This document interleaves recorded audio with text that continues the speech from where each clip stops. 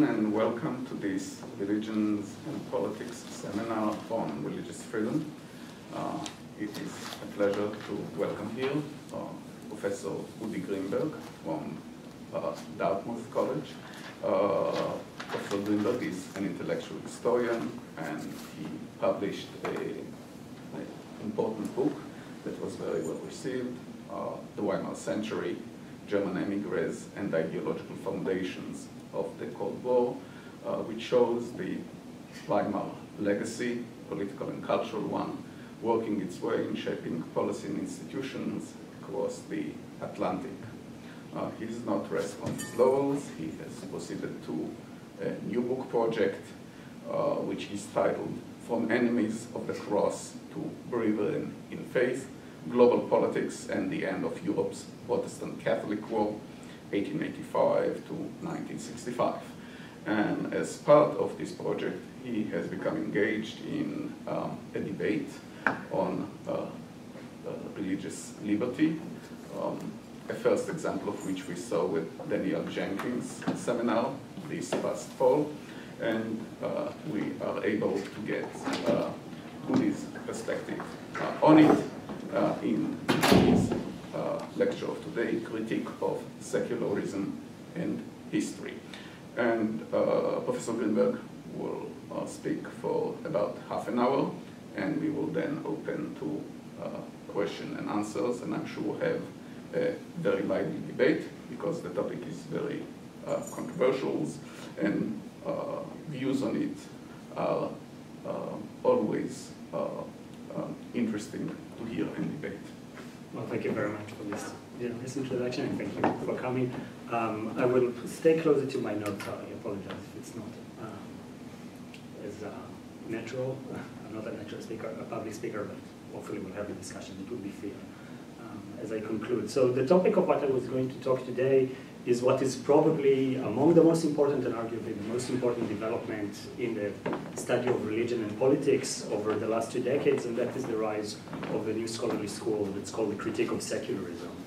This school of Critic of Secularism, it includes thinkers and scholars from a wide array of fields, from sociology to anthropology and to theology, but what unites all its members is a blistering attack on how modern societies think about the relationship between politics and religion, specifically the question of religious freedom.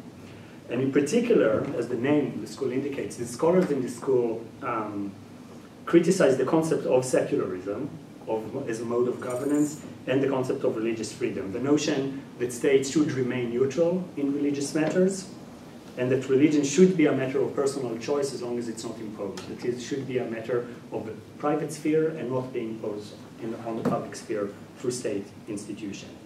And in a series of very controversial writings, especially over the last 5 years, scholars from these schools have claimed that these ideas, the idea of the secular state and the idea of freedom of religion, are not neutral and not liberating as they claim to be or as they may seem. In fact, they are deeply discriminatory by their nature. And scholars of this school argue that modern regimes, including liberal ones, hold a very distinctive view of what is legitimate religion, and as a result, they constantly, obsessively, try to police and try to control communities that they deem as dangerous or problematic, or that hold religious traditions that do not fit to those definitions, especially Muslims in the case of the West.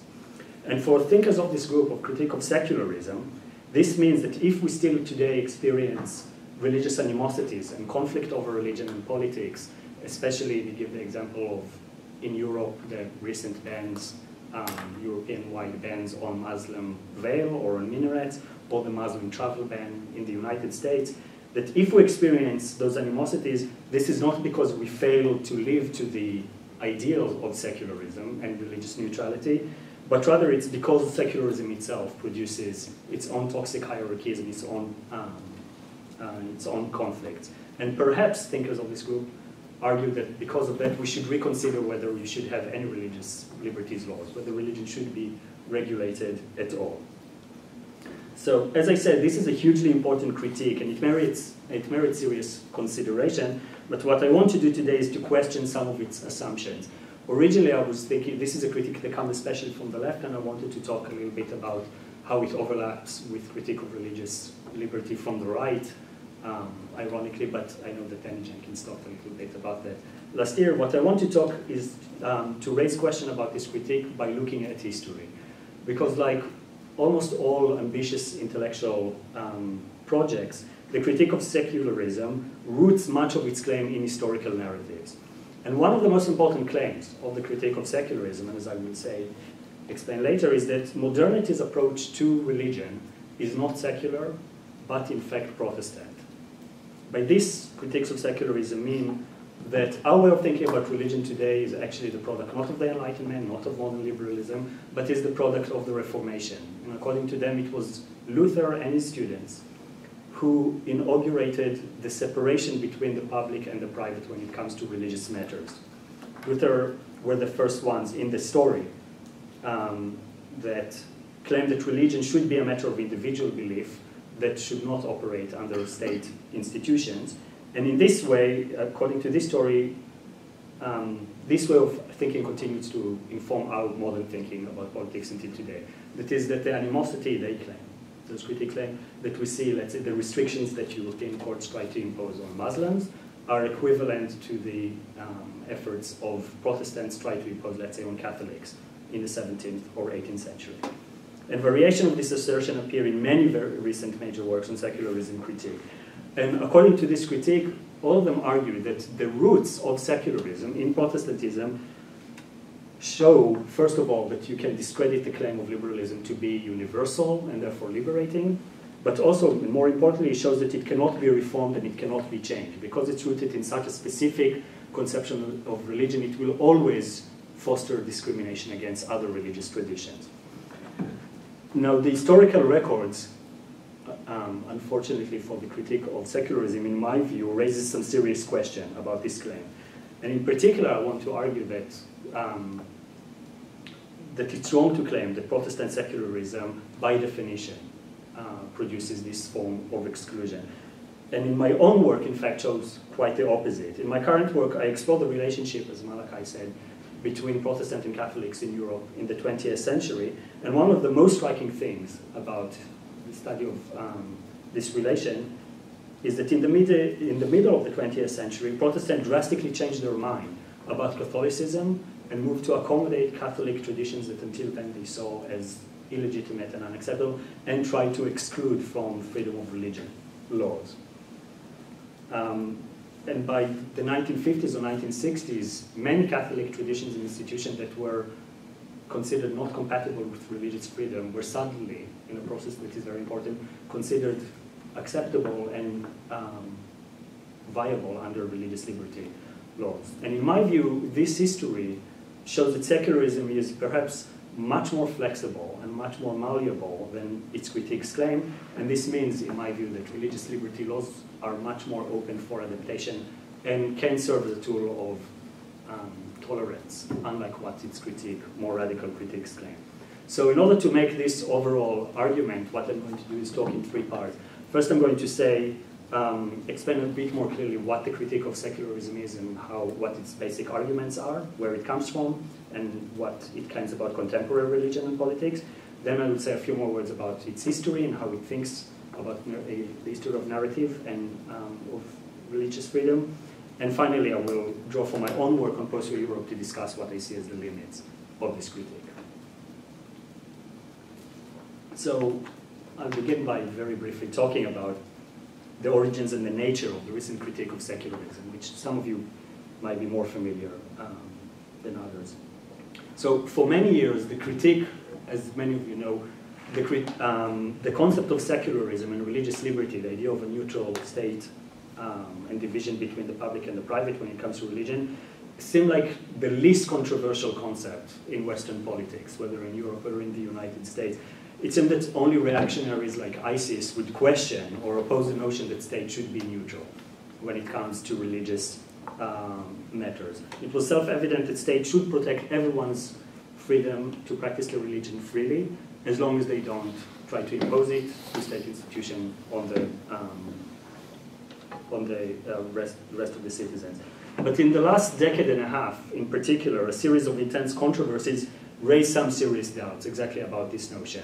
In Europe, most of those controversies revolved around the court's ruling about Muslim minorities, but not only. First in Italy and France, and in Switzerland, but later the European Court of Human Rights, and especially its most recent ruling just from last October, the Dakir versus Belgium ruling that took place in the fall of 2017. In all those rulings, the European Court of Human Rights invoked religious freedom to blatantly discriminate against Muslims. The justices ruled that the principle of secular neutrality meant, for example, that it was legal to ban Muslim headscarves, first in schools, but more controversially recently, they announced that it is legal to ban for workers to fire their employees if they wear Muslim clothes. But simultaneously, the court approved the hanging of crucifixes in public schools, especially in Italy. And the justices argued that the cross is not a religious artifact, but a cultural artifact. It is part of European tradition, and therefore it is legitimate, and within the rules of what is considered freedom of religion. Now, here closer to home, in the United States, more or less at the exact same time that those controversies were taking place, the United States government did its share to raise questions about whether religious liberty is in fact promoting tolerance and neutrality, because among the claims that the Bush administration made before the invasion of Iraq was that the invasion would bring religious freedom to the people of Iraq. If one opens New York Times, for example, in the spring of 2003, there are multiple essays about how the US occupation, one of the first steps that they took when the occupation began was allowing Shiite rights that were banned by Saddam Hussein, and argued that shows that the US occupation would bring religious liberty, and religious freedom and secular governance to the area. Now, the entanglement of the concept of religious freedom with those ugly realities, and especially the disintegration of Iraq into civil wars, led to the rise of the new school of critique of secularism. This group is very diverse methodologically and politically. It includes philosophers and anthropologists like Talal Asad, or political scientists like Elizabeth Chapman Hurd, or Catholic theologians like William Kavanaugh. But according to all those thinkers, the abject hypocrisy of the European Court of Human Rights or the American politicians who led to the invasion of Iraq is not a misinterpretation of the law. It's not a misinterpretation of the concept of secularism, rather it's the predictable result of a very flawed basic concept. And the reason for this is that secularism, according to this school, is never and never was as neutral or liberating as it seemed. Rather, secularism is always tied to a very specific Euro-American conception of religion, and especially about how religion should behave in public, particularly that religion is something that should hide in public and should not inform state institutions. The most important and the first critique, and the most famous one that articulated this critique is Talal Asad, who, very important book, The Formation of the Secular from 2003, argued that Western secularism is built on a rigid vision of religion as a matter of personal faith, which had no business in the public sphere. And he argued that this notion is incompatible with Muslim practice that express belief through external collective symbol, whether it's the veil or building of minarets or circumcision. And this is why, according to him, all these traditions came under attack in Europe after 2001. And according to Assad and his students, the ruling of the European Court, for example, are just a manifestation of this tension. They are efforts to force Muslims into forms of behavior that are not Muslim. And in this regard, are a continuation in his claim of the civilizing mission, of Europeans equating their own thinking about religion as universal conception of religion that they try to enforce on others. This is, in a nutshell, one can say, the critique of secularism. And now let me say a few words about how he talks about history, which is something that is very crucial to its claims. Now, as I said at the beginning, a key argument of the school of critique of secularism is that secular thinking about religion and the concept of religious freedom is not really secular, but is Protestant. And in this line of thinking, Luther and his followers developed a radically new conception of religion. because they define, according to this school, the first one is something that religion is something that is very marginally connected with formal institutions or ecclesiastical hierarchies. They were the first one who first and foremost thought about individual connection to God and thought about religion as something that is first and foremost a matter of individual belief. And in this narrative, they were the first one to claim that Christians do not necessarily need to control states in order to flourish. That Christianity could flourish even if the state remained religiously neutral. And according to the Critic of Secularism, this narrow definition of religion is what inspired British or Dutch or American colonialists in the 19th century, in the 20th century, to try and shape religious and export secular governance abroad. Now, more importantly, the critics of secularism claim that this tradition continues to dominate Western thinking until today, and it is a major source of the animosities that we experience still in the 21st century. And we can find variation of this argument in almost all major writings of critique of secularism. I want to give a first example is the political scientist Elizabeth Chapman, who is hugely influential in those circles. 2 years ago, she published a very important and interesting book called Beyond Religious Freedom, which is widely discussed among people who study politics and religion today. What Hurd did in her book is to explore how Western governments and Western NGOs rush to intervene in conflicts abroad to protect religious minorities, whether the Alev is in Turkey or Christians in Iraq more recently. And in her eyes, even though those interventions might be guided by good intentions, they are by nature disastrous. And this is because those Western organs, government or private, impose their own narrow definition of religion on foreign societies. And in particular, she argues, they impose the Protestant belief that religion is a private affair that should be regulated by laws. And thus, those Western organs try to solve conflicts that are ultimately about, let's say, economic conflicts or political hegemony by forcing religious communities to conform to and accept secular legislation. She gave for example, one of the major examples that she gave is conflicts between the Muslim Rohingya minority and the Buddhist majority in Myanmar that came back to the news recently. There was a wide effort of Western organization of trying to solve this conflict by imposing secular governance or freedom of religion clauses on Myanmar, which he claims not only was it ineffectual because the conflict is not really about religion, most importantly, it also transformed the Rohingyas into religious apostates in the eye of Buddhists and actually created worse conflicts and in fact exacerbated the conflict through this form of intervention. So ironically, by trying to impose religious neutrality and ideas of Western secularism, Western organizations do much worse. And this is because they are trying to impose Protestant conception of religion. And one can find similar claims in other interesting and important works of scholars from this school. I give another example. The historian Joanne Scott, who's a hugely important scholar in many fields, published in the last fall a book called Sex and Secularism, which focuses on France and especially its discrimination against Muslims. And in it she claims that Protestant politicians and Protestant thinkers inscribed their ideas about religious freedom into the French legal system, even though they were a tiny minority.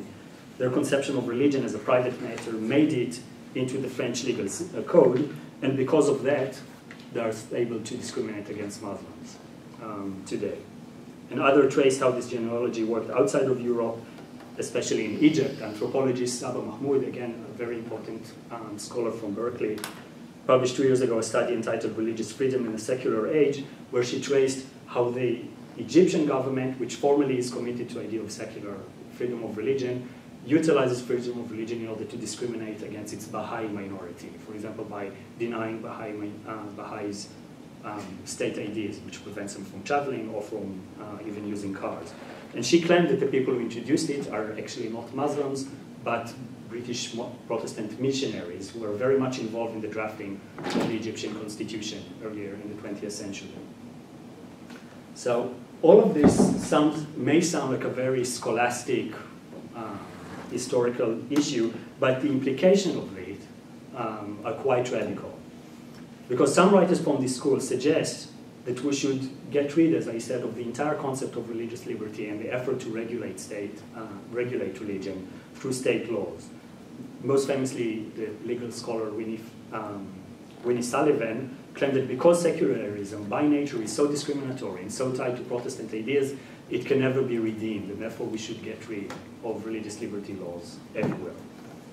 And the history that is offered by the Critic of Secularism is at the service of this very contemporary goal. That is, they claim that the roots of secularism, in particular sectarian ideas, Protestant ideas, means that it can never be reformed and can never be changed. And therefore we should radically transform our way of thinking about religion and religious freedom.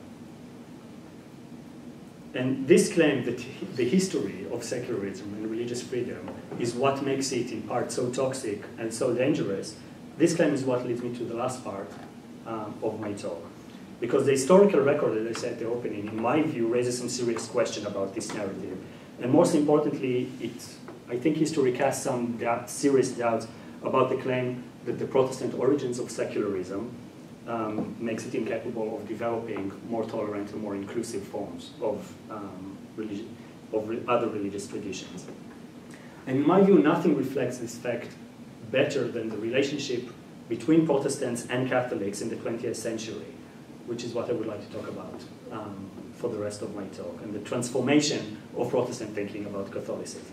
Now, as historians well know, during the late 19th century and the early 20th century, most Protestants view the Catholic minority in the Protestant majority countries in the same ways that some Europeans today view the Muslim minority in Europe today, as a menacing and a problematic form of religion that does not quite fit well with religious liberty. It was common for theologians, for politicians, to dismiss Catholic worship of the saints or the uses of Latin in the masses as remnants of primitive or irrational rites, which they contrasted with Protestants, which they often conflated with Protestantism being the agents of progress, reason, and enlightenment. And most importantly, as historians know, perhaps most urgently, Catholics were considered subversive to the nation and to the state and to its laws because they were considered, like in the United States, as the sheepish followers of the Pope, and their loyalty to the state was in many ways always questioned, or always questionable. And for this reason, Protestant lawyers and politicians routinely claim that many Catholic rights and Catholic organizations are not entitled to the protection of religious liberty, are not entitled to, even though states that adopted the notion of secular religious liberty, argue that Catholics should be exempted from them. This was especially true for religious orders, especially like the Jesuits, which were routinely expelled from Protestant majority countries, especially in Northern Europe. Norway had a clause in its constitution that banned the Jesuit from operating in the country, and so on. The person that perhaps best articulated this logic of exclusion in legal terms was a German Protestant legal scholar called Theodor Hering. In 1902, Hering published a very widely discussed book called The Ethics of Christian Life, in which he explained that state neutrality in religious affairs is a very noble idea that all Protestants should accept, but that it should not be extended to Catholics. And he said, I want to quote briefly, he said, "It were absurd if the state, on the ground of equality and fairness, treat both Protestants and Catholics alike. Such equality of treatment is in fact inequality, since the relation of the two churches to the state is not alike." And this, of course, are the exact same claims that today mostly conservative, but not only politicians or lawyers in Europe would use in order to explain why Islamists or certain Muslim rights should not have the protection of the state, because this is a religion that has a unique and problematic relationship to the state, and therefore should not be considered equal under the treatment of religious liberty. Now, such exclusionary conception of Protestantism with universalism very much fits the narrative that critics of secularism have used, to argue that what Protestants said about Catholics in the early 20th century, they just now say again about Muslims. But it is just as crucial that Protestants changed dramatically how they think about law and religious freedom in Catholics in this period. Between the 1930s and the 1940s, European Protestants swiftly shed their earlier animosities and proclaimed Catholics as equal. For multiple reasons, some of which have been explored very persuasively and strongly by Noah in his book, or think about how religious thought about pluralism, the limits, and in his own book, changed. For multiple reasons, Protestants came to think about Catholics not as a problematic enemy, but as an ally in the project of creating a stable Christian order. There's a flurry of publications from the 1930s, especially 1940s and 50s, that, for example, explain that all baptized people are members of one Christian community, that you don't need to be a member of certain church in order to be a member of this broader ecumenical community. And one can trace the proliferation of Catholic Protestant organizations and parties in the post-war period. And what is crucial, in my view, is that this newfound tolerance was not achieved on Protestantism's own term. It is not because Catholics embraced Protestant thinking about religion. On the contrary, this change required substantial modification of what was considered religiously tolerable, religiously legitimate, which now included Catholic traditions. An indicative representative to this shift is a Swiss-German writer, historian and philosopher called Walter Nigg. Walter Nigg is largely forgotten today. He's not a particularly stimulating writer from our own point of view, but in the 1940s, in the 1950s, he published multiple blockbuster works that were translated to multiple languages and circulated widely in the Protestant circles in Germany and in Northern Europe. And in his writing, he sought to rehabilitate everything that Protestants condemned about Catholic tradition and show why they are perfectly in line with Protestant traditions. For example, in 1953, he published a book that is entitled The Warrior of Gods. It was actually translated to English. And in it, he explained why monastic orders, like the Jesuits, the same ones that were the symbols of Catholic subversion, that were expelled by law by Protestant majority countries, why those were in fact spiritually valuable and in fact very much in line with Protestant traditions. According to Nigg, Luther made a mistake when he called for the abolition of all of orders. Protestants were wrong when they took what he claimed was just a short-term political calculation step and took it into the level of dogma. He argued that, in fact, religious monasteries and orders are actually bastions of spirituality which were badly needed in order to preserve Christianity in Europe. In fact, Nigg claimed in a revisionist writing for the history of Protestantism that, in fact, attacks on monasteries did not begin with the Reformation, that was a marginal part of the Reformation, that the real attack on monasteries began with the French Revolution and the Enlightenment that he equated with secularism.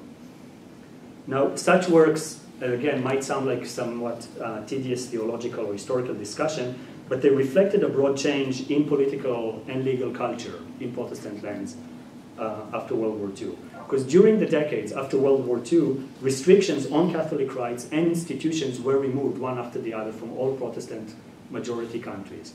For example, Finland in 1955 lifted the ban on public funding of Catholic schools, which was traditional to its constitution. Norway, as I said, revised its constitution in 1956 to abolish its ban on the Jesuits' order, to allow Catholic orders to come back to the countries. And the country where was the latest to this process was Sweden, which for decades prohibited any Catholic organization from operating in the country. In 1958, lifted its last restriction and allowed Belgian Carmelites organization to come and establish Catholic orders by claiming that now the concept of religious liberty and religious freedom now is relevant also for Catholics, which were excluded from it before. All of this is to say that all those countries reshaped and expanded their notions of secularism and religious freedom in the years after World War II as part of its newfound tolerance for Catholicism. Now, I want to be very clear that one should not be too dewy-eyed about the expansion of tolerance. It was not just the product of benevolence. Much of the impetus for this change was, of course, the Cold War, and especially the fear about the belief that Catholic and Protestant had to operate together in order to face the menace of secular communism. European states still elevated Christian norms above all else, especially when it comes to the regulation of sexuality, but not only. But still, the conceptual change of the mid-20th century reflected that even the most ardent Protestants were able to transcend and shift their earlier conception of religious liberty, one that was rooted in a very sectarian view of religion. And this is a speed that would have shocked, I think, all Protestant theologians and thinkers just a few decades earlier. Mid-century Protestants remade their own religious horizons, and with them the structure of what they call secular governance. So, to conclude all of this, is what does this history of Protestant thinking about Catholics can teach us for today, and what does it say about critique of secularism? There are 2 points that I think merit attention. The first, as I said, the stories, in my view, are a reminder that some ideas that scholars identify as stable or unchanging are in fact very, very flexible and very malleable. Unlike what critics of secularism argue today, Protestants' conception of religious neutrality were not always the same. They in fact showed tremendous ability to accommodate new religious traditions and religious habits when there was political and cultural pressures to do so. And second, this story also may suggest that secularism today is not set in stone and is not as discriminatory by nature. If we take the Foucauldian approach, we are always bound to say that, of course, every form of regulation is going to produce some sort of exclusion and some sort of hierarchy. But this doesn't mean that it by nature could not be expanded to also include new religious traditions, in our case, whether it's Muslim or other traditions as equal, which is to say that, in my view, perhaps what this history teaches us is what we need is not the abolition of religious freedom laws, but perhaps their adaptation and reform to a new era. And I think that history shows that that is most certainly possible. So I will conclude with that. Thank you. Thank you, Udi. Very pointed and very interesting. And I suggest that as we begin the discussion, why wouldn't we introduce ourselves to Udi as we begin? So the floor is open.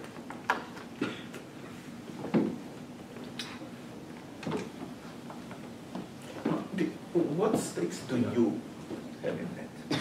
What brought me to the topic? No, what are you anxious about? You're not anxious about expanding religious liberty. No, that's not what interests you. No. Okay. Well, I do think that it is important to expand religious liberty. I mean, I am troubled by how certain rules of religious liberty are used to discriminate. I think that this is deeply alarming and should alarm all of us.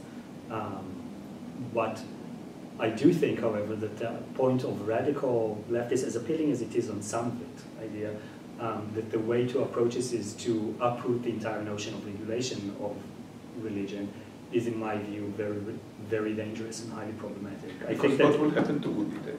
Well, first of all, it's not necessarily what will happen to Udi, but what will happen to people that Udi cares a great deal about. Okay. Which I think that will lose the little protection that they do have, to the extent that one, for example, can oppose the so-called Muslim ban. It is on the basis of religious liberty laws. The argument that critics of secularism make from the left, those who make it from the left, is that the problem is that you cannot achieve any real equality unless there's an ethical and serious and cultural commitment to tolerance. That until then, this whole notion that you can try to achieve it through law is disastrous and it backfires. I think that might be true in the case when you think about foreign intervention. I don't think it is true in domestic levels.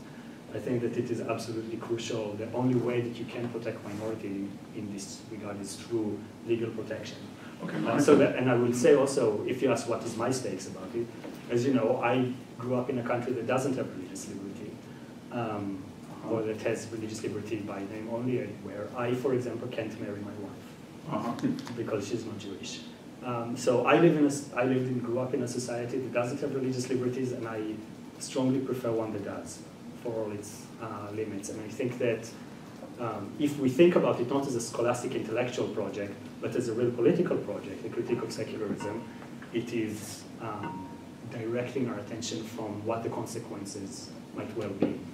Well, this is very good example. Okay. How about if we start, and please, Tony, present yourself. Okay, I'm Tony Roper. We've met before. I've done almost all of my work on the early modern period, on Germany and on Leiden. So I suppose I could pose, however perilously, as someone who knows something about early modern European history and Reformation. So it is not a question, it's just a series of observations about the new critique of secularism and its view of history, and particularly Protestantism, which seems to me quite inaccurate, partly in the ways that you mentioned, but in other ways as well. It seems to hinge on the idea that Protestantism was concerned entirely with the history of the individual religious believer or conscience. It was, in a sense, an individualistic religion. And that's a problem because that leaves no room for tolerance of communal. That seems to be the essential difference here, that by being so concerned with that, they left the communal side out. But they were so concerned with that. I mean, certainly Luther, when he was opposing the Catholic Church, called for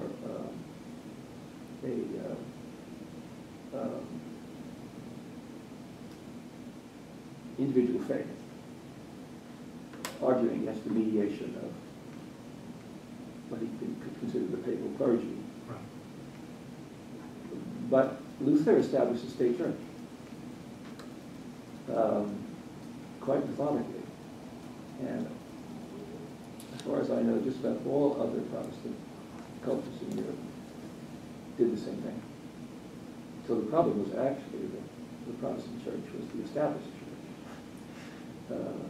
And that was particularly striking in Britain.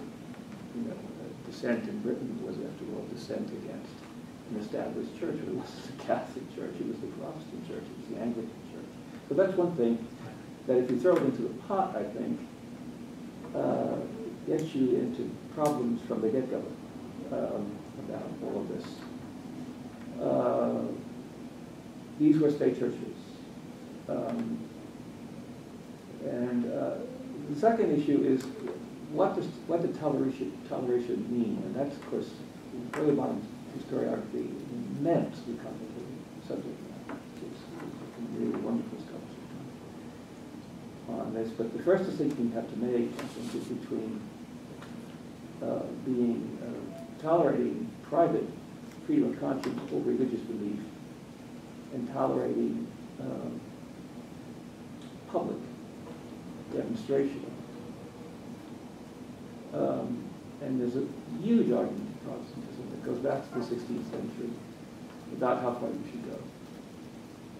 And for example, in France is really the classic case when they encountered the Huguenots. That was the issue. The issue was, do we allow these people to worship in public?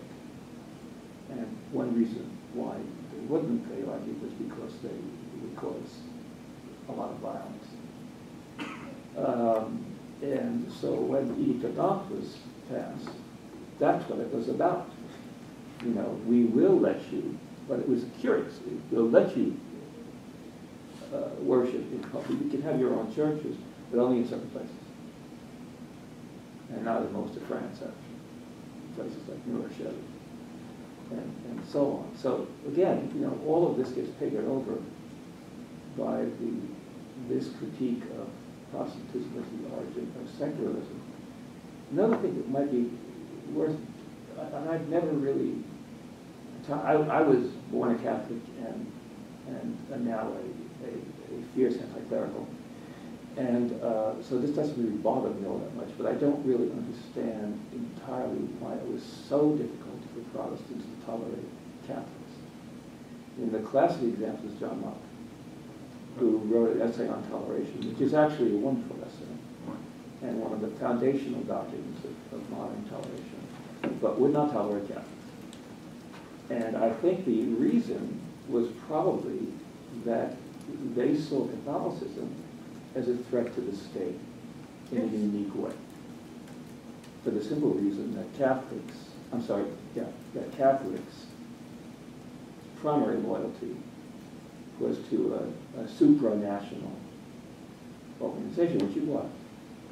So, there are all these things going on that make me think immediately, this is such a gross oversimplification of what Protestantism was about from the beginning,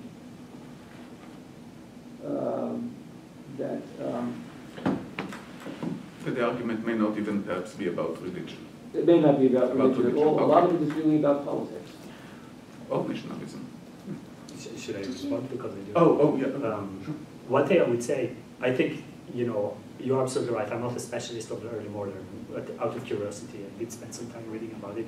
I think it's pretty obvious if you spend some time reading about the Reformation, you would know that you cannot trace this kind of dichotomism kind of way of thinking to Luther. One of the things that I was interested in that Danny Jenkins and I wrote about together is you can trace those kind of ideas to Catholic polemicists. That is the origins. The Critic of Secularism, to the extent that it builds a genealogy back to Luther, it relies on Catholic writers who use Catholic polemicism from the 18th and 19th century in particular, that argue that Luther is the source of all evil because he's responsible for privatizing religion and so on. So I agree that that makes no sense, but I would say one thing, that it is still important, even if you discard this argument and you say that it is not about Luther and it's not how Protestants thought about it in the 16th or 17th century, you could make the argument that many Protestants thought in terms that sound like it in the late 19th and early 20th century. And if critics of secular, and in that regard, dismantling the deep roots in the 17th century will not necessarily dismantle the argument that there is Protestant tradition that you can trace to the late 19th century in how it thinks about religion and religious mutuality. I think that what critics of secularism would say is that even if you concede that the deep genealogy is problematic, the more recent one is still holds. That's why the critic will still hold. So I think that would be my response, and why it's, for this reason, to me, it's worth thinking about examples that are very recent. If we talk about something that happened 50 years ago, it's not that long. If you think of some recent memory, to me, that shows how flexible things might be. I just throw something into the hot quickly. We have to throw the Enlightenment into the story somehow, because actually, in my view, the Enlightenment secularized Luther as a way of justifying itself. So the Luther that you read about in the Enlightenment has almost nothing to do with the historical Luther. They secularized it. When in fact, the more we learn about Luther, the more we realize how deeply anti-secular he was. So a lot of this story would then have to come out of the Enlightenment, I think. I'm Susan Thorne, and I teach British history here at Duke. And I worked on missionaries for a while, so Protestant missionaries, and my head's spinning with this idea of Protestant tolerance because, converts in Uganda, Catholic and Protestant converts, waged war at the incentive of different mission stations and leaders. I was also brought up in North Carolina, the rural South, and the idea that Protestants are secular, or in any way sympathetic to secular humanism, or in any way hesitant to see the state governed by religion. My head won't run around any of this. So see, I feel like that the Protestantism of Joan Scott et al., and I shouldn't say this because I haven't read this stuff, but reflects an academic's understanding of mainline Protestantism, and definitely not of the evangelical front line of politicized religion in the United States. And I don't know that I have anything. I do have a question, and that's if this is the wrong line of attack if this is the wrong way to attack these laws of the European courts with which you began, what would be the right way, because there's definitely something wrong. Right. I mean, what my answer with that is that the point that I would like to argue against is, again, the claim that secularism as a mode of governance as such is by nature so toxic and so problematic, and that what leads to discrimination that we currently witness is, to me, discarding too much that is hugely valuable. What I would say, you know, it requires political, it's not something that you can solve legally, it's something that requires a redefinition of what the term means. But Sorry, not following you. So you cannot, it's not something that you can counter just by legalism, something that requires political action that will redefine what secularism means, but one that insists that certain kind of, like the veil, should be protected by religious freedom, because that's the point of those laws, in my view, to protect religious minorities from coercion by the state. But I mean, the question in some way, what I would say is, you know, it's not a satisfying answer because it means that you can't respond to it legally. But to me, perhaps the parallel that comes to mind immediately is the laws that regulate marriage in the United States. That marriage for a long time, by definition, is supposed to be about enshrining only certain kind of relationship. Because it's in the Bible. Exactly. But at some point the Bible, sorry. You know, societies that don't subscribe to the Bible also subscribe to some heterosexual relationship are not restricted just to the Bible. The Bible was part of the argument, but ultimately, you know, one was able to use through political mobilization to redefine the term, to expand it and make it so that it will defend also a new minority of single-sex pairs. This was not done just through legalism, done through political mobilization that receives its expression in law.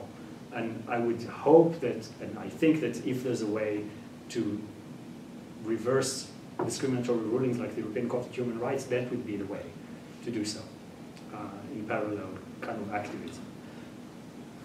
I would consider again that the example of marriage, it's always exclusionary by definition. No reason why couples should get on the political or economic benefit or legal benefits that households receive.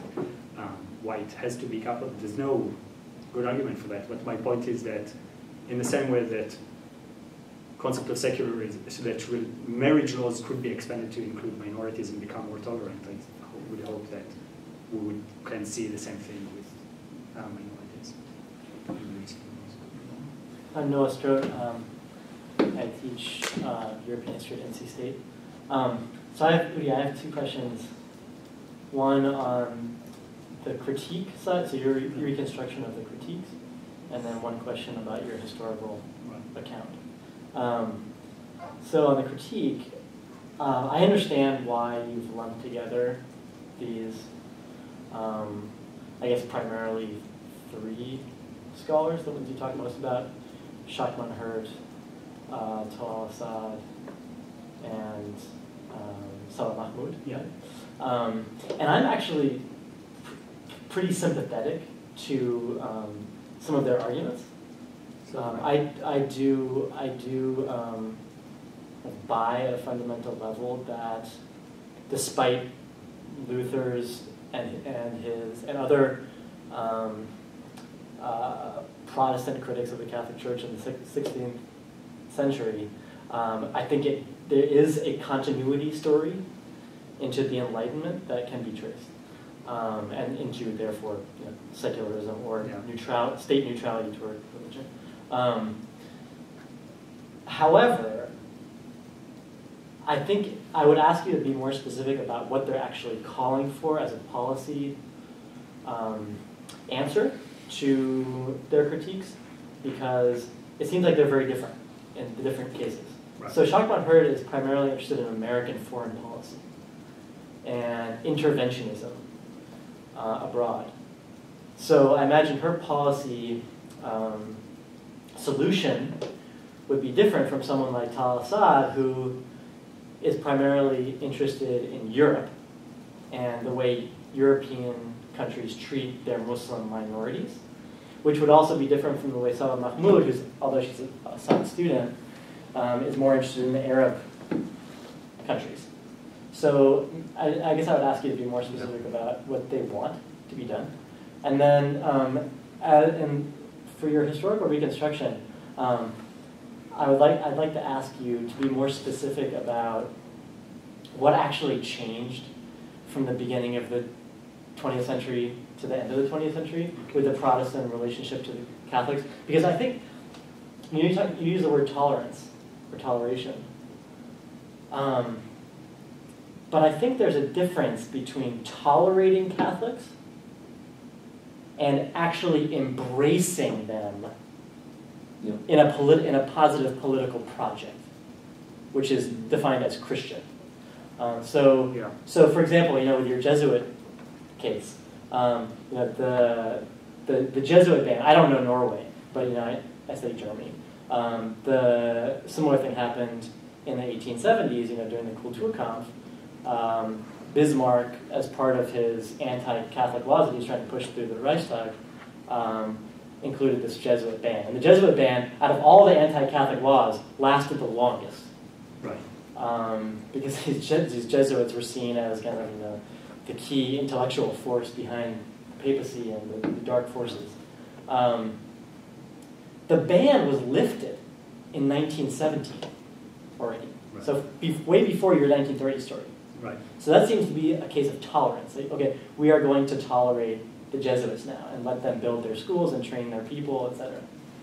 At the same time, that doesn't mean that Protestants were embracing what the Jesuits were saying after 1917, right? They still didn't like a lot of the things the Jesuits were saying about, the way religion should interact with the state, etc.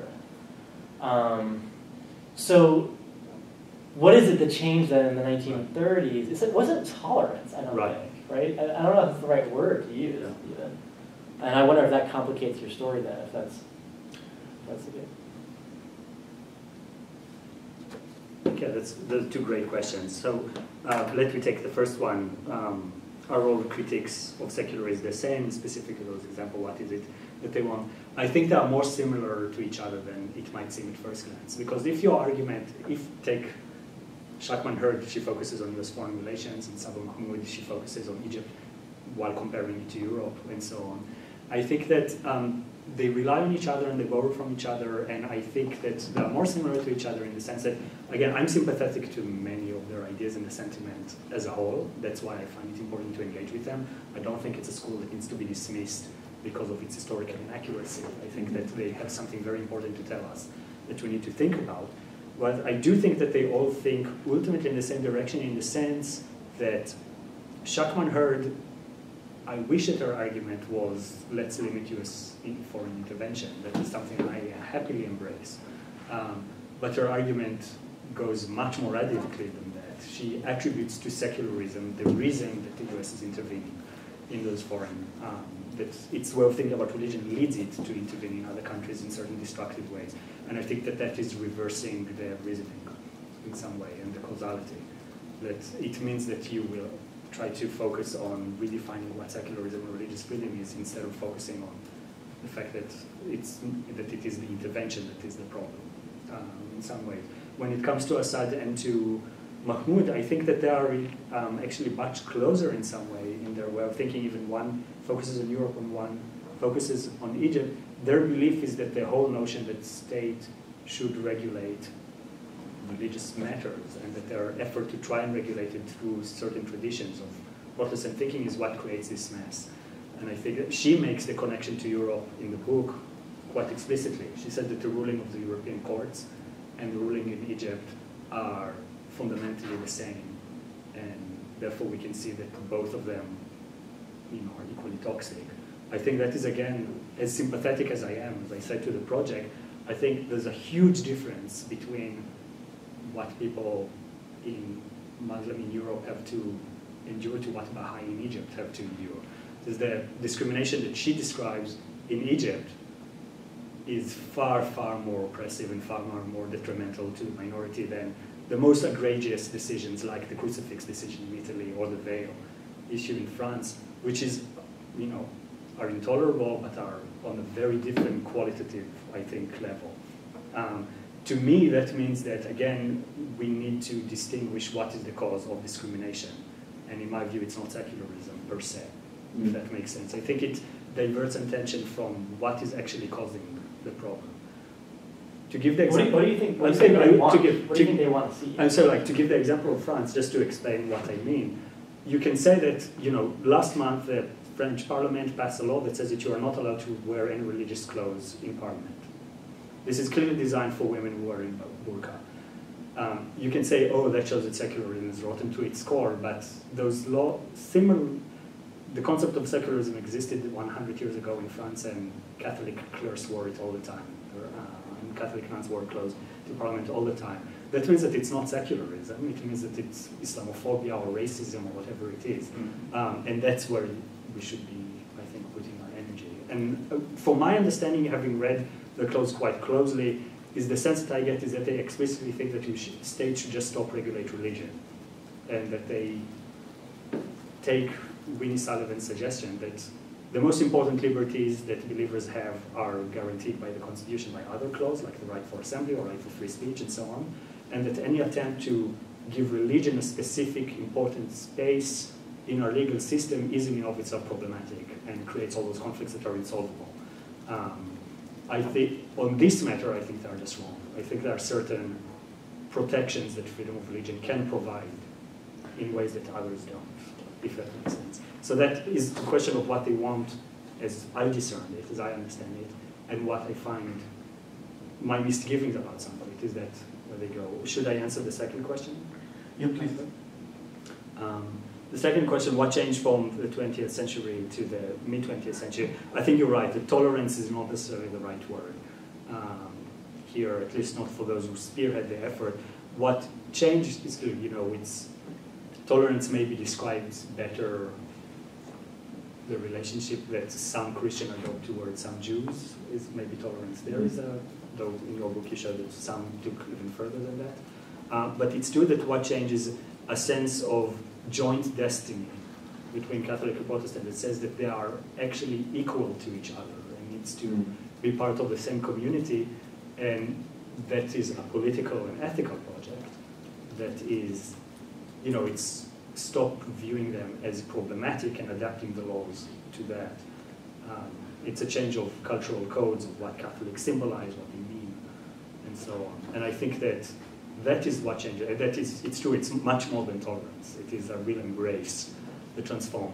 That means it's relatively rare, but secularism of communism pushed them together. I mean, some would argue that is the... Or Vatican II? What? Well, Vatican II is kind of a very late end of a formal dogmatic ratification. Yeah, if you trace the first publications that talk about Protestant and Catholics need to come together and so on, the first one are Nazi sympathizers. It's only later more tolerant liberal that develop a broader, more, I think, tolerant view of religion in general. But it's true, it's true that tolerance is not the right word, but embrace is probably the right word. Does that answer the question? And I don't know if that, I would say that what that means to how I think about the lessons of this to today, it probably obviously means that we have a very steep hill to climb if we are to make. If it's embraced, then it's not a result of secularism, then something else is necessary. For me, if it's not tolerance, then please. I'm Jonathan No, I didn't mean to stop that, just when she was... Sure. Go ahead. Thank you. I'm Elsa, I'm a PhD student in history here. I have two comments, which you can address how you like, neither is a question per se. The first is, I think one of the big problems that I've always seen with this new critique of secularism is that it does not really recognize the fact that many of the tendencies that it sees in the Protestant state in early modernity were actually shared and in some cases actually innovated by Catholic states. The expulsions of Jesuits that you mentioned, for example, were obviously first conducted in Catholic countries. So the common factor is really nationalism. It's, as Tony was kind of getting at, it's really not necessarily religion or confessionality. And that's, you know, and in some ways, Protestantism was actually very late to that game. Because it creates this sort of compromise with the state church, and it doesn't necessarily go as far as some of the countries that are modeling themselves on French Gallicanism might. And or even when you talked about you know, Catholics in religious habits in Parliament, I would not want to be a priest or a nun in Parliament during the French Revolution. That changed later, but you know, I mean, there's still precedent in Catholic countries that happens. First, my second comment is a little bit more abstract and philosophical, and that's, I mean, I don't know if history is necessarily the right venue in which to address this, but if you look at Tullas's whole project of anthropology of the secular, I mean, or any of them really, they have this idea that there's a real universalism behind the particular which they're critiquing, and once you take down that sort of excess baggage or these like extraneous shackles of particularism, there is still some project to be rescued, but it's so apathetic, it's so negatively defined that it's impossible to guess where they want to take public life in general. I mean, there's no real universalist ethical project that they're willing to put forth. They're very coy about it. And the whole idea of the anthropology of the secular it's a recursive attempt to take the secular anthropology, which was created by the Enlightenment, which was created by the philological examination by Protestants of biblical texts, and recursively apply this to atheism or to secular public life in some way, with the expectation that this is going to take, that this is liberatory or somehow desirable, but they refuse to theorize why they believe this. And it's not necessarily just that they're historically wrong, but that their whole project is self-contradictory. And I don't know whether, again, I don't think that history is necessarily the venue in which to address this, but it does result in some of their more bizarre statements, I think, this inherent paradox at the center of the whole anti-secular project. Right, so thanks, these are great comments. What I would say, two things. What leads to expulsion and persecution of Catholics and so on, obviously some of it is about the rise of this modern state and state power and centralized state power that competes with the Vatican. Another thing that is important to remember is that many Catholic majority countries that did sustain relationship with the Catholic Church were expelling Protestant missionaries at the time, whether in Italy or in Spain and Portugal, that up until the 1960s, until the creation of new congregates, it was fairly common to constantly expel by the orders of the Vatican, Protestantism. So obviously part of the story is the consolidation of state power. It is important, however, that so much of this action is done and fueled by Protestant rhetoric and people who understand themselves as Protestant. As Noah gave the example of Germany is a very prominent one, where the attack is not on behalf of just concept of secularism or like the French anti-clericals in the French Revolution, but much of it in the 19th century is explicitly on behalf of Protestantism and this consolidation of Protestantism and state religion and so on. And I think that is, it is an important part of the story. I appreciate that comment, but I think there are a number of options available when it comes to tracing the path from, let's say, 1500 to 1800. Right. You know, and really the version of this narrative that you get is I would still say heavily contingent on the version that you get of that passage. I'm just saying it's difficult to actually bracket the whole idea of the rise of nationalism, which happens. Yeah, you know, but you know, I mean, 1492 might be is a common place to start there, but you know. But in some ways it starts in Spain before it actually starts in Protestant Europe. Is what I'm getting at. And the Habsburgs actually create this new compromise, which is, you know, I mean, it looks very Catholic on the outside, but then if you look at actually the privileges that the state absorbs from the church at the moment of the Spanish conquest and the reconquest of Spain, Spain is on the vanguard of consolidating these powers over the church. In a way that effectively, legally, it is above the church, even if it says that it's below it, you know, before anywhere else. Yeah, no, certainly. I would just say, and the second about your comment is that their critique is by nature destructive or negative or self-contradictory. again, I believe that it has its limits, and I think it has serious problems. I don't read them as negatively as you would put it. I think that if one reads some of the writings closely, and the reference that they make, especially Assad's, he references using John Milbank about the concept of complex space, and he said that that is the concept that needs to replace the sovereign state. The idea that you have to create a legal order that feels comfortable with local autonomies and multiplicity of legal layers and so on. It's hugely ironic that he utilizes this concept, which is supposed to, John Milbank is using it to describe medieval Europe as a symbol of tolerance or inclusion. I would find it a bit odd. But I think that they do have a positive vision of religious pluralism that allows multiple forms of religious and political behavior that they believe the centralized state currently does not tolerate. So I don't treat them, I guess, just negatively, but it's true that they are What do you think of those? very much motivated by Foucauldian, that are mostly interested in stripping claims for liberation and showing their dark underbelly. I think that you're right about that. I think that there's an implicit assumption among many of them that hierarchy and federalism operate on one axis and conflict operates on another, and that the two are actually exactly opposite to each other. Right. But I think that a lot of them are also very coy about stating that explicitly, because once you say that, then the cat is out of the bag, and then there's the question of whether religions are actually equal and who's going to, and that, that's the problem. And I agree. Please, I mean, you've been waiting patiently. Well, Tell us who you are. I'm Jonathan Gerard. Everyone here is probably coming out of a secular background. I probably come out of a religious background. I'm a retired rabbi. I want to thank you for talking about religion and politics. It's the most interesting thing in my career that I think about all the time outside of baseball.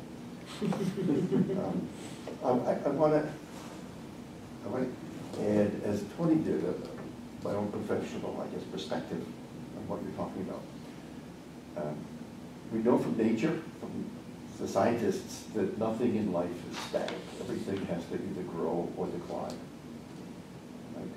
So when we think about institutions, any nation or corporation or any entity, with its needs to grow,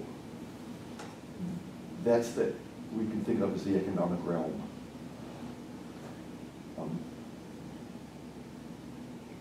I think that you present, well, let me say that when it comes to how that institution grows is the world of politics.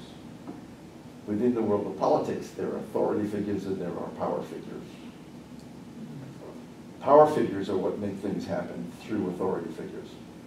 But they never say, I need to grow my corporation, my nation, at the expense of some surrounding nation or whatever. They always use an ideology to justify how they're going to grow. Political ideologies and religious ideologies, I think, come in the same category. They're not opposed to each other in that sense. That there's something in evolution that produces human beings that are susceptible to ideologies. And so that's how politicians get a bandwagon to serve the power people who want their cue to grow.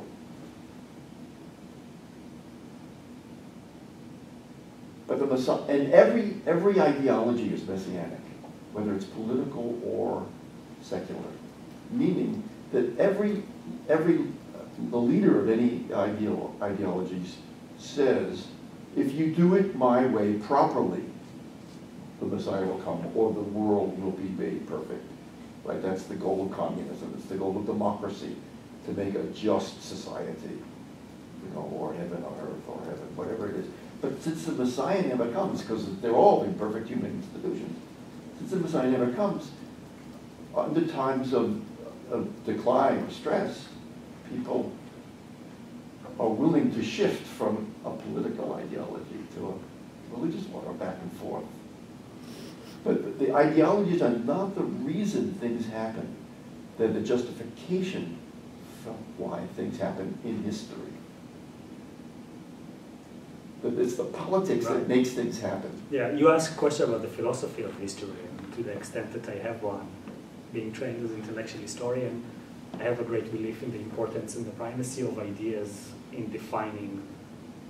On this, we might disagree. No, I don't think it minimizes the importance of ideas. I wouldn't say that ideas are everything. You know, there are a lot of other historians that shape history and shape how humans behave. But my belief is that ideology or religion, which are distinct from each other, are not exactly the same, are hugely important. And I do think, if I understand the question correctly, that's whether we're looking at the right place when we study yeah, and this question. And I'm not not. really, I mean, it's interesting that everyone, I think, very many people were suggesting that focus on the secularism and religion is perhaps not the, I mean, it's perhaps irrelevant. It's not, that's not where we should be looking. I mean, that it may have to do with state, with nationalism and so on, that those may be the most crucial categories to elucidating the story. Right. And that engaging, therefore, in that very debate about secularism is a side, is okay, well, but you don't need to respond to that. Right. Tony, how about if you get down at the end? Yeah, if I could, I mean, unless someone who hasn't spoken yet would want to. Yeah. Okay, I'm glad this is being taped because I think this is the kind of discussion we should be having about these issues, but rarely have. It seems to be becoming almost impossible to have such a discussion in our current situation. To go back to Noah's remarks earlier, arguably toleration is a form of prejudice. When its subtext is, as it often is, you're wrong, but we'll let you believe as you wish or even practice as you wish anyway. That's often what the logic of tolerance or toleration is, as opposed to, I'm not sure what term we'd give it, but the kind of toleration that says we share an equal possibility of being right, which would be a kind of pluralistic toleration. Most of the time we're not dealing with that, I don't think, even now, or perhaps a bit more now than previously. But I want to get back also to the issue of, I mean, there's nationalism, and then there's, which is not necessarily the same thing as national traditions. And my concern at the moment is with, and I'd like to know how your take on things deals with it. It's to me the serious danger of the corruption of the national tradition in the United States, and that is the tradition of separation of church and state. What exactly that has to do with toleration, I'm not sure, but is it a particularly legal tradition? And its historical roots lie in the problem of an established church, which was discriminatory against all sorts of people, not just Catholics, but dissenters, or particularly dissenters. Okay, so you have this legal tradition, and now it's being violated right and left. And not by secular liberals. Sorry? And not by secular liberals, No, not the by bad secular guy. liberals. Well, Not I mean, right and left, just right. well, it's more than that. It's a whole national cultural shift. I won't go into paroxysm about this, but the notion of Billy Graham being laid in state in the nation's capital left me furious last week. Absolutely furious. It's such a gross violation Of what? of the principle of the separation of church and state. Billy Graham is a religious figure. I slept very well at night. This was, among the things that disturbed me, Tony, I must tell you, this was not one. I mean, but it should. It should disturb you, because it comes along with other things. So, for example, out of this same logic comes the logic that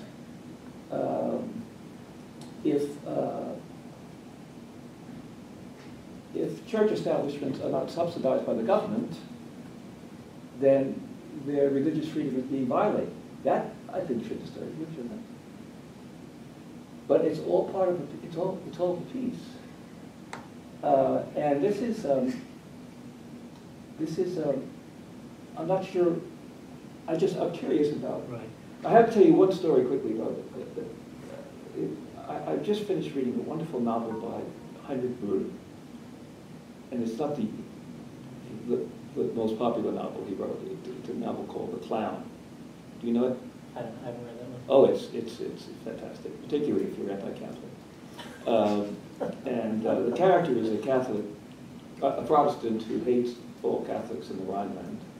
But the trope is I wondered, is this fiction or is this historical fact? Because his problem is that he's married a Catholic woman, and he refuses. It seems that in the Rhineland, in the 1950s at least, if you married a Catholic woman, you had to guarantee that the children would be raised Catholic. But the extraordinary thing was that this was not a command of the church. It was part of the state marriage license. Is that true? It's quite possible that it's true, because in the Rhineland, the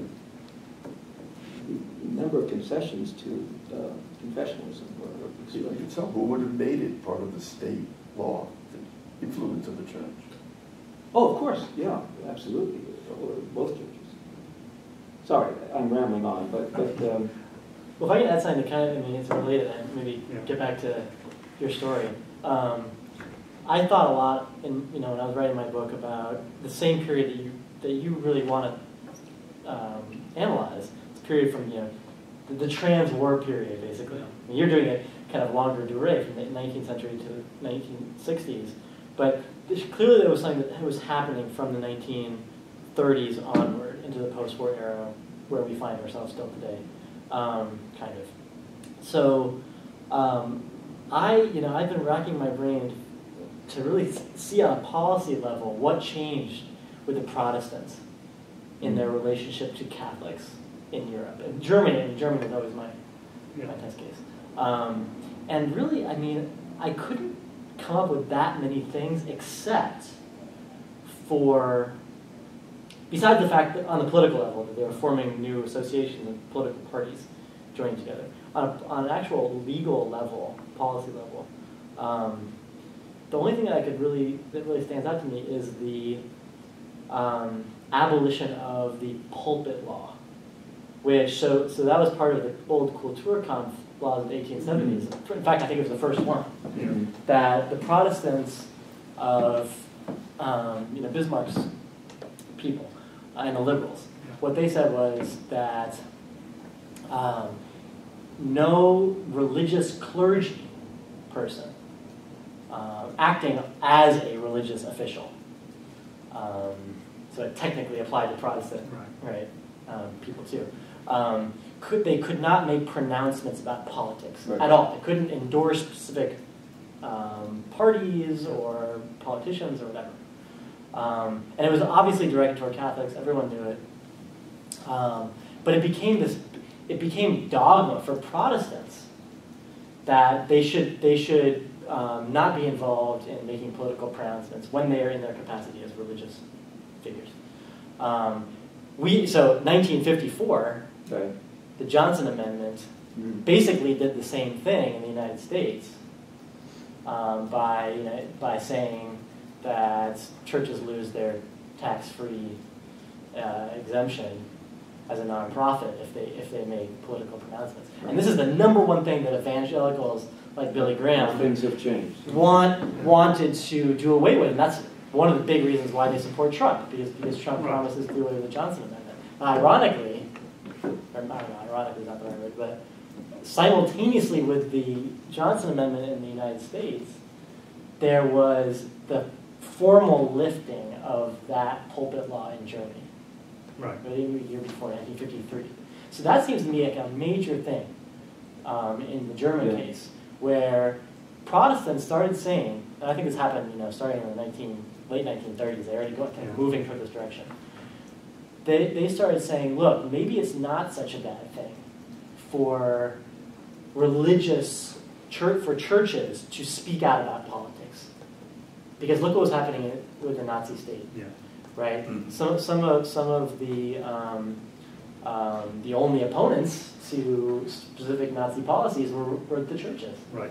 And so now, over the course of the 1950s, a lot of Protestants stopped the Catholics from becoming too powerful with this new authority of being able to speak out on politics. But I think that might play a role in your story, maybe.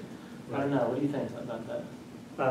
That's a great question. I mean, I didn't know that it was lifted in '53. It's actually a very interesting. Yeah, by the courts. I think de facto it probably had already been. Yeah, but de facto, probably once the Nazis are in power, no one's going to be persecuted for saying the right thing if they talk from the pulpits, I would guess. Right. In practice, which is, I guess, how that plays into it. I mean, it's clearly that they feel comfortable doing it because they think that those Catholics will now preach the right thing, because now they're in the same party after World War II, in the Christian unity. So clearly the pretext for all of it is political alliance. All of it. What I would say is the following, maybe to respond to your commentary, which is kind of veering off where the talk it's itself. a veering off question. But it's perfectly fine, because that's kind of the question that's currently in my mind, is what is exactly the specific political constellation and the implications of all of this. And I would say growing up, as I said, where I did very anti-clerical, and find it absolutely scandalizing coming to the US, or that it seemed like a replication, that legally things look very different than in Israel. But I find it very scandalous at first. The penetration, for example, the fact that Christian organizations get government subsidies. This is not new, by the way. There's a long tradition of it. Missionaries have been receiving state subsidies for centuries in the United States by taxpayers. That is not saying.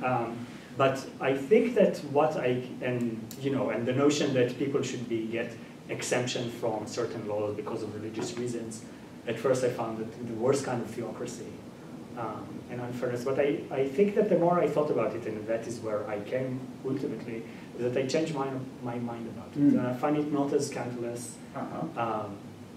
I'm not as, I think, opposed to the notion that religion, organized religion, and politics will somewhat overlap and occasionally will have holes. But I think that if that allows certain forms of religious protection by states, then I think that that's okay. And I think that that's part of pluralist societies that intense anti-clerical, as I said, this is where I started, can live with that. And I think that's perfectly fine. I think we disagree. If I can explain just briefly. There's a difference between saying Protestant or Catholic clergymen or Jewish rabbis, as part of their office, choose to speak about politics. I don't really see how one can legally stop that, or should stop that, because there's a freedom of speech issue here that is fundamental. But if you go the next step and say, and in doing so, they should be supported financially by the state, that's where the problem is, to me. I guess what I would say is that I, again, come from this, at first, being scandalized that religious organizations have state exemption at all. So like, why do they have this unique category? Why? But I changed my mind, again, I changed my mind about it too, because I think that it's perfectly healthy and okay for religious organizations to have exemption in the same way that we in universities have exemption. and from Texas with the right to speak openly and figure on politics and very contentious political issues. Yeah, no, and again, I'm not disputing that. Yeah. It's not- And I think it's quite wonderful to change your opinion. I mean, Yeah. that's the right direction. Perhaps I can That's push an you a little bit. extraordinary activist. I can push you a little bit further. But let me first start by the fact that I've never found people who are more secularists, militant secularists than Israelis, Austrians, or people who are actually in a country where there is a clear clerical establishment. And it's not surprising that in the United States you mellowed a little bit. But let's see if we can push it a bit further. And incidentally, we come from a similar position, but we reach different conclusions. I could not marry my wife in Israel either, and for even more ridiculous reasons than you are. But we feel very differently about what's at fault, I think. Right. I mean, here. And here's what's irritating to me in the story, even though I agree with you more than disagree with you. First, as far as the story on whether the relationship between Protestantism and secularism, it cuts both ways, and the narrative is complicated both ways. You do know as well as I do that there are certain versions of German history which links German nationalism with German Protestantism, and at the same time with a certain form of secularism, and that the liberal emigres, some of those that you, I mean, they are the ones who began speaking also about Luther. They are not the one who began, but they took over that tradition that spoke about Luther as the beginning of liberalism and of secularism and the individual. So I mean, there is a respectable one, a respectable tradition that goes in precisely in articulating that relationship between secularism and liberalism and Protestantism. At the very same time, you heard actually from the audience the objections on why this does not at all work out. And in those examples, I mean, of the relationship, what actually is dangerous about that focus on secularism is that in entering into that type of debate, you ignore what the real dangers are, or which are those the danger of the association between nationalism and state action. And that's the thing that is, and then the way in which a national culture and nationalism attempts to define national culture in a particular way that excludes particular minorities, which again, and that it zeroes then on the religion. In the case of Locke, whom we mentioned, right? What did he say? The Catholics, the Jews, yes. Right. Isn't it? The Jews, yes, you can trust them, but the Catholics, no. But you know, the very same argument was made at the very same time against the Jews in other places. Of course. That their allegiance to that type of supranational one, right? So it's a political and a state issue, I mean, from the very beginning, and continues to be this way to today. I mean, in the way in which the argument operates within the context of European national cultures. Now, we have had here at the Kinnan very many conferences that attempted to think about what is it that we can do when actually within the boundaries of particular national culture, which we sort of have to accept that there are those boundaries. There are minorities that cannot accept the very basic, and we speak about that, about what's known as special accommodation. So these are real major questions, and that is how do we deal? And what actually people who are looking for is what type of language can you offer them to argue in those European courts against? Okay, and you are not able to answer because that doesn't bother you, because what you're really concerned about is what they're going to do to Udi and to the atheists. I mean, and to you follow me to the no. You're less concerned about how to expand religious liberty from that than you're concerned about what they're going to do to what they did to you in Israel. Okay, and that actually dissuades you from realizing what the real danger is, as it was around the turn of the century. Okay, around the 20th century, among all of those foolish anti-clericals in turn of the century began, all right? I mean, the liberals, right? Many of them nationalists who don't realize that the real danger there comes from nationalism and from pan-Germanism, and they zero on the attacks on the Catholic Church. In the very same way, that debate that you're engaged in right now, okay, what it detracts us from attention is the danger that emerges from nationalism. And sure enough, nationalism can get those religious tropes, but this is not what the argument is about. I see what you're saying. I think that in general I sympathize with your position more than maybe came off. I think, again, the point that I was making to Noah's question, part of the point I was trying to make is that if you want to try and expand protection to minorities in Europe, what you need to focus on is not religious liberties laws as such. That is not going to be the key. The real problem is ultimately racism and xenophobia. And to the extent that I have some discomfort with the critic of secularism, is the attempt of trying to argue that it is secular law that facilitates and exacerbates and even foster this xenophobia. And I don't think that that is the case. I think that it is misguiding people from realizing that there's things that are way, way worse, especially in Europe at the moment. Yeah, and the only thing I was saying is that by zeroing on defending secularism, Right.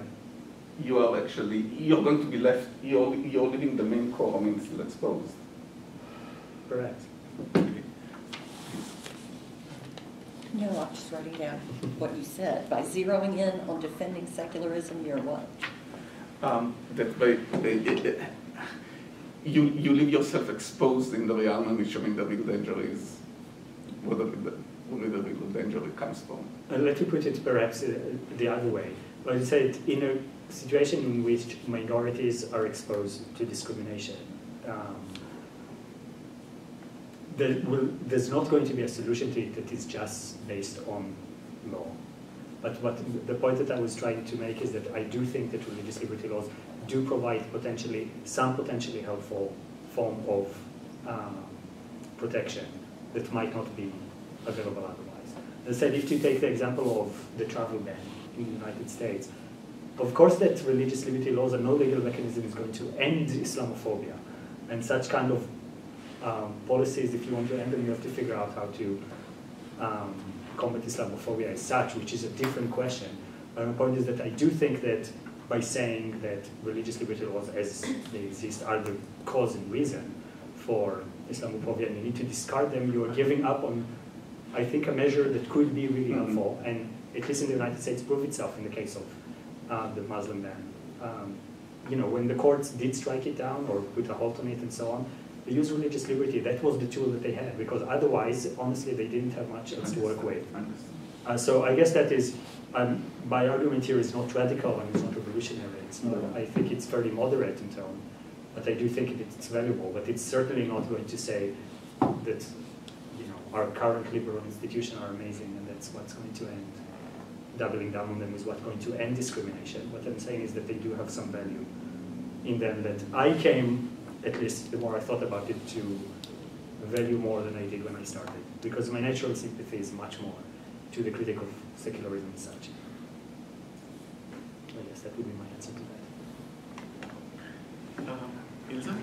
I have a very small technical question, which is whether you know anything about the history of the Protestant position that you said was sort of adopted mid-century, of there being a community of the baptized, Right. which is, you know, non-denominational but Christian, because it strikes me, I don't know this for sure, but I'm pretty sure that's been a position of the Catholic Church, despite the fact that Anglican orders, for example, aren't valid and some other things, but that baptism is really something which is universally valid since earlier than the 20th century.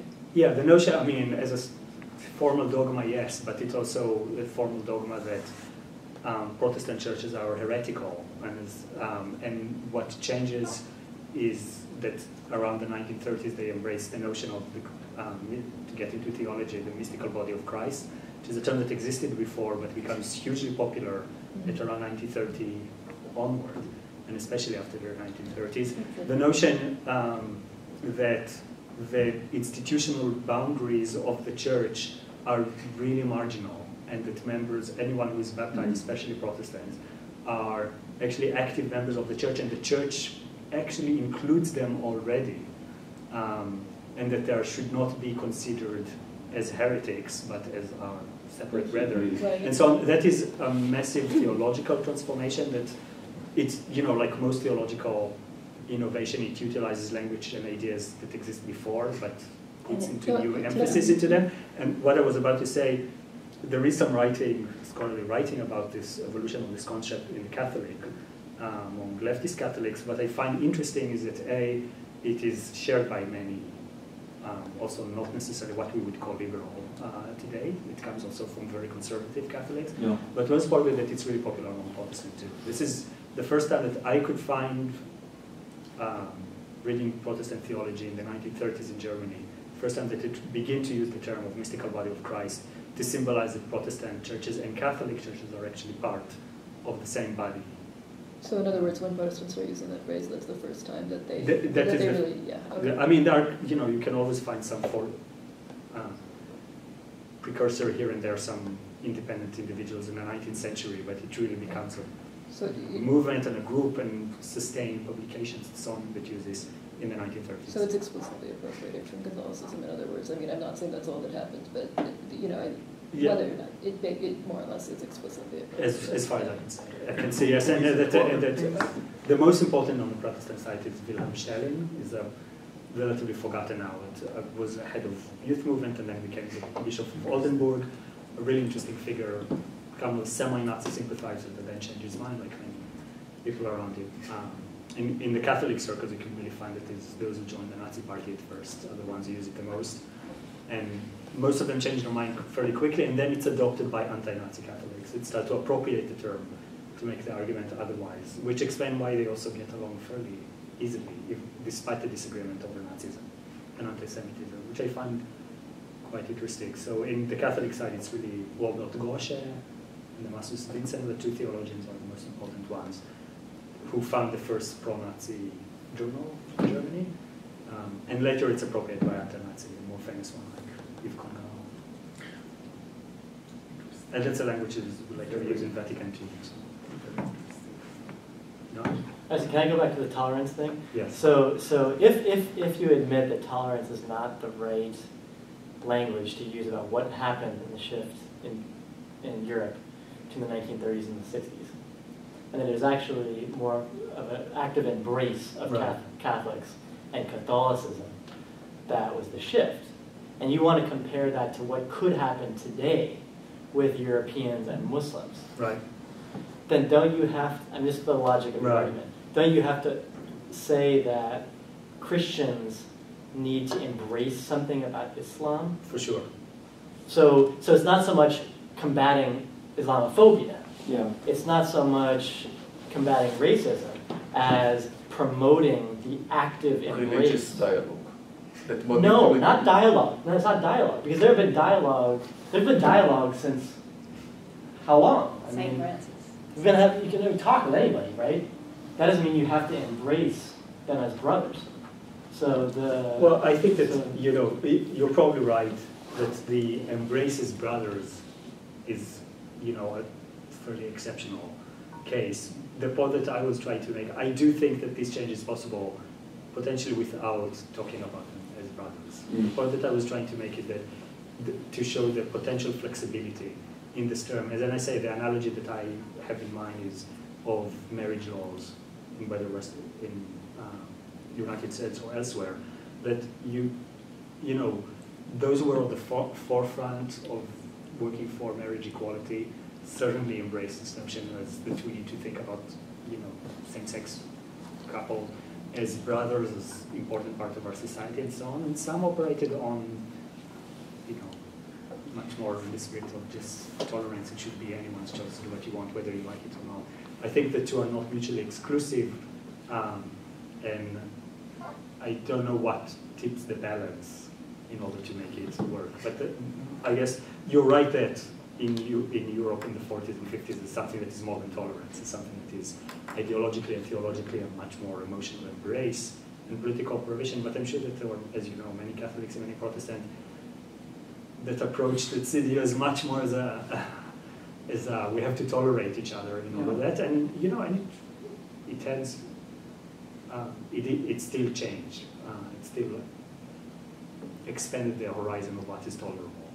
So I guess that what you would need for that to operate in Islam is indeed a core group of vanguards who will think about it as we need to embrace something about Islam, but it could be achieved also with the support of people who take it as an act of tolerance. Does that make sense?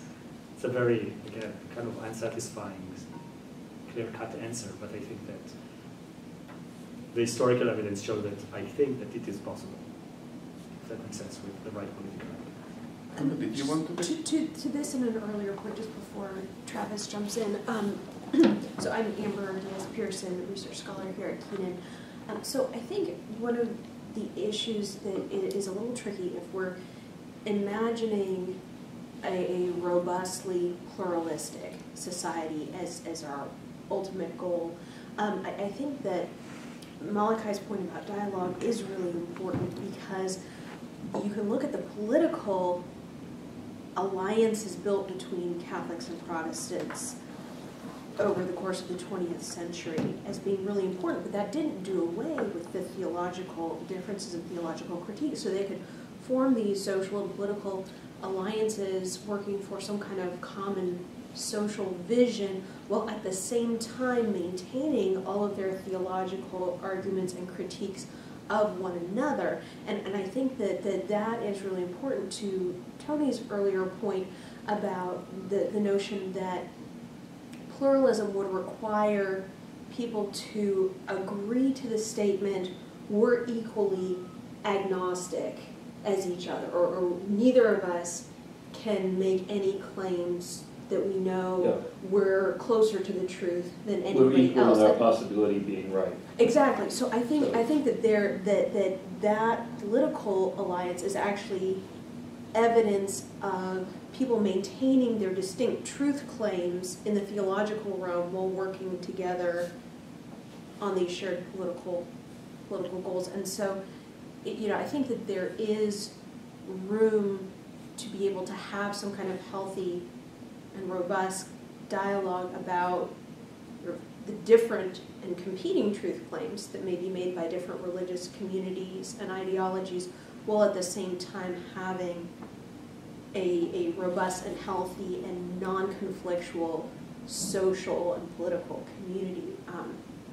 So I think that's an important part of this conversation. And I just wanted to throw out there to Noah's earlier point, mentioning the Johnson Amendment, that Trump sort of overwhelms the airwaves with these sorts of things, but the polls that have been taken of evangelical leaders and Americans with evangelical beliefs have been overwhelmingly opposed to repealing the Johnson Amendment.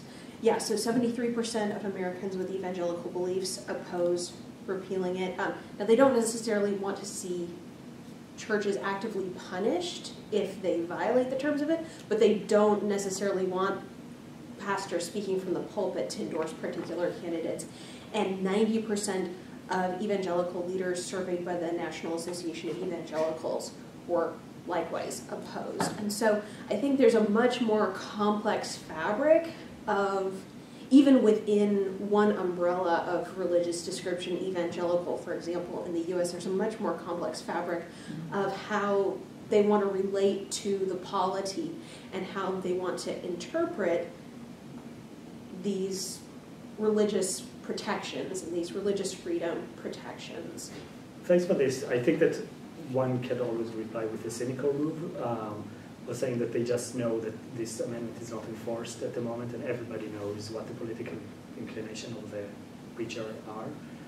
So why mess with this? That is, that even if you repeal it, you're just opening the door for potential getting rid of the state exemption, while currently they can preach politics. Everybody knows the politics of their preacher, largely, and still get the state exemption. So it could be that it's not that they're fear about the violation of the sacred separation from the polity, as much as it's a technical arrangement that works, just because it's not enforced.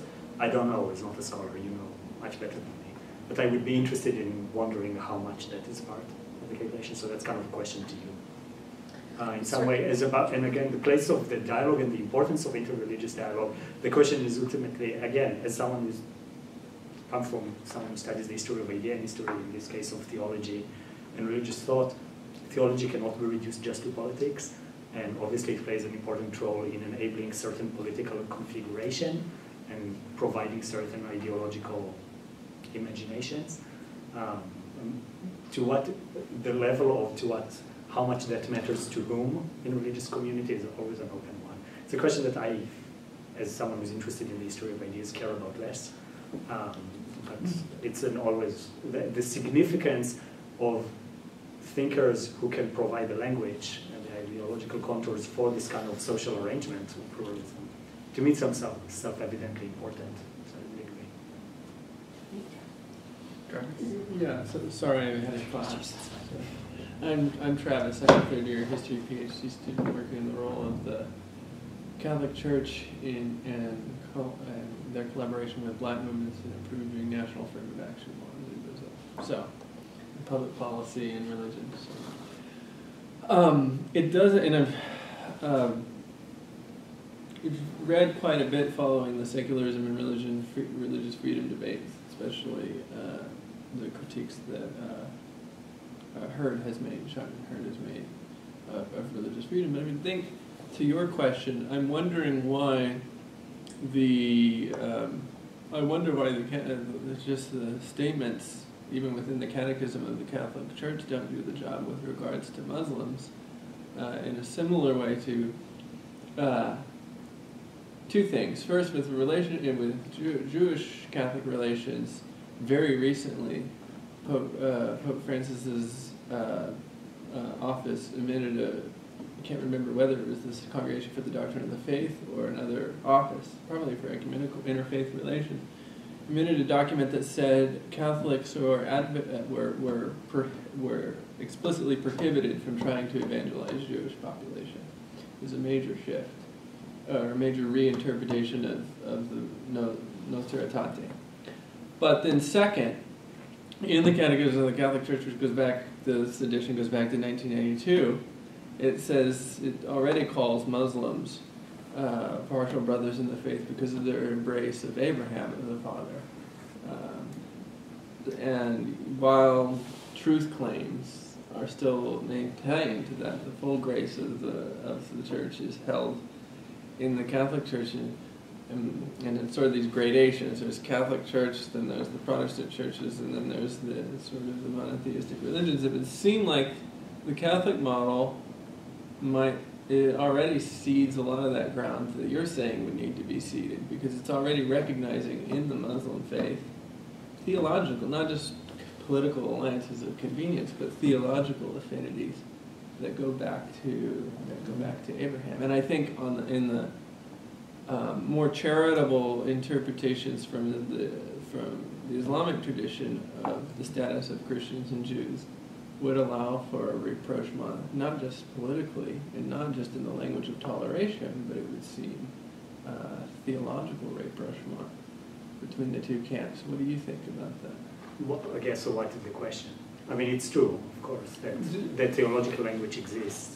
So why, do you agree or disagree that would be a path for implementing? What would be the disadvantages of using that route? I think it is a question. I mean, I was just what I'm saying is that the question is whether the language of is it going to be the language of the secular, or is it going to be the language of religious dialogue? And they may not be exclusive, okay, right. But we may need to think about how we put them together. Right. I can guess part of the answer that you will come to this, but what I will say again, obviously, it's so that the church gives its theological declarations and everybody follows.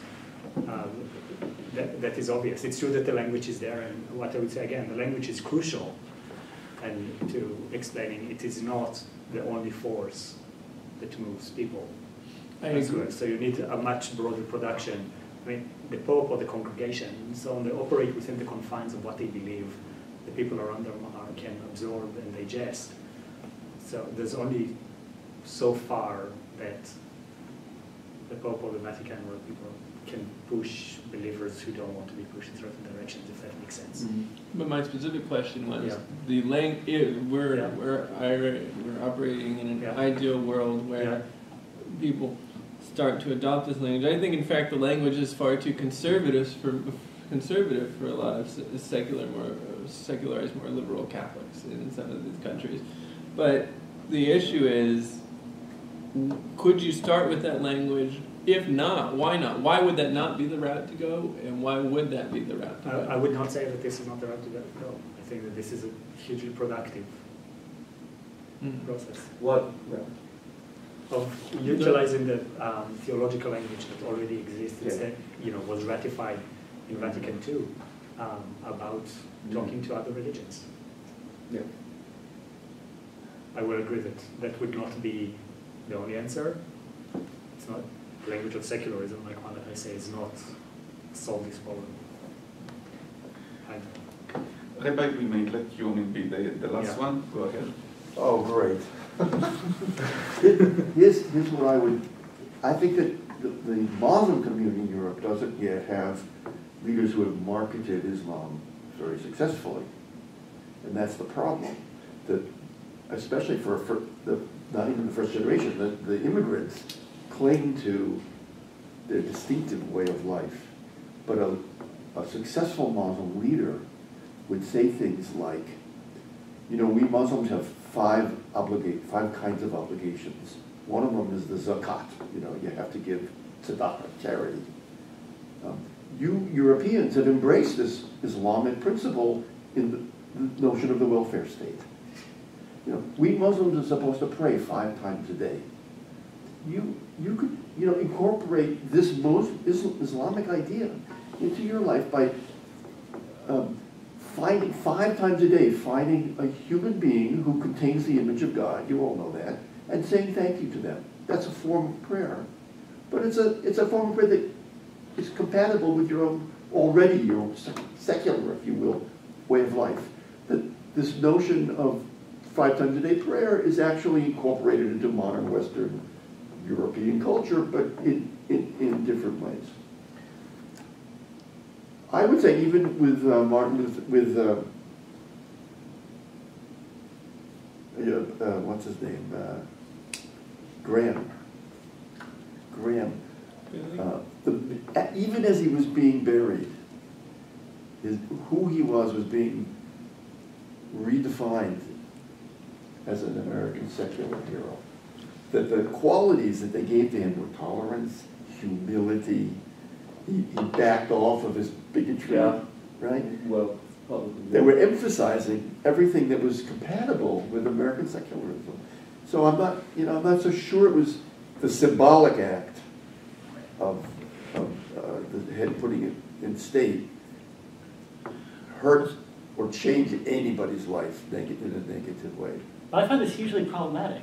To Yeah, put the onus on the minority religion I was about to accommodate to the state seems to me not only like blaming the victim, but it also is historically ineffective because the Jews tried to do that in Germany before 1933, and it was not successful. I mean, Other things trumped it. Yeah, I mean, I was about to respond in the same way that I would say that the language of tolerance, we would all want everyone to share it, but I would not think that the process begins with the minority that's being discriminated against. My expectation would be that it has to start, the change of mind, the change of heart, and so on, to the extent that it needs to happen with the majority. Although there are people who speak about European Islam, and I thought you could bring I think that's great, but I would be just very cautious of beginning, when we think about how to begin the process, to begin by asking Muslims to change first. I agree with Noah. The historical record at least shows that it's ineffective, and that it's a side effect to the question of the moral obligation. But Look at the Jews in America. yeah, but that was, again, a change of heart of the majority, because I wouldn't say that it's ethical for us to expect minorities everywhere to make the changes that Jews in America did. Politics are they I have a very quick comment. Yeah. Actually, defending Jonathan Slately is that there was a huge spate of conversions to Catholicism by prominent literary and philosophical figures in Protestant countries before this rapprochement actually happened. And there is a phenomenon in Britain of people converting to Islam who are maybe raised secular, and that might be one way in which this is something to consider, even if it's not the burden. Right. Tony, quick. Okay, it'll be quick. I want to apologize first for being the militant secularist in the room. But I also want to protest. That's a religious category, forgiveness. Well, I want to also protest the use of the word militant because it kind of prejudges the case. You know. I am a secularist. I think we should not be so quick to either dismiss anti-clericalism seriously as an intellectual movement, or to blame it for distracting us from something else. I'm not convinced, although I'm not an expert on this, that anti-clericalism distracted Austrian liberals from the main problem. It may have, but I don't. I'm dubious. But I'll just say this. If you want to see what anti-clericalism means and why it is often justified, look at Ireland. In the period between the two world wars, and even in the 1950s, and read Irish literature. I'm not talking about, taking this down to the personal, although in a sense I am, but the degree of stunting of intellectual capacity, the degree of suppression, don't laugh, this is real stuff, the degree of suppression of sexual experience, I can go on and on, that was in the total power of the clergy is extraordinary. And to not be an anti-clerical in Ireland during that period would be, to me, virtually irresponsible.